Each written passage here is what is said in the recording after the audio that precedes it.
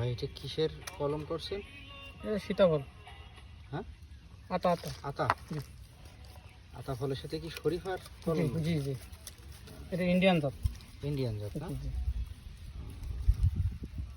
এটা কলম করার কতদিন পরে এই নতুন করে কুশি গজাবে? এটা 3 থেকে 4 দিন। 3 থেকে 4 দিনে? হুম, বিরাট ব্যাপার তো। এটা দ্রুত ফোটে, আপেলের রুটির মতন। আপেলের উঠে গেল না? জি জি। আপনি কতদিন যাবত এই কাজ করতেছেন, কলমের কাজ? 7 বছর দিন। 7 বছর। আচ্ছা, এই যে কলম করছেন, ধরেন 100টা করলেন, এটার মধ্যে হওয়ার চান্স কতগুলো আছে? 100টা ইনশাল্লাহ। ইনশাআল্লাহ না? জি, জি। 100টা? আরে বাবা, বিরাট ব্যাপার। দর্শক এই যে দেখেন কিভাবে আমাদের কলম নিয়ে যায় না।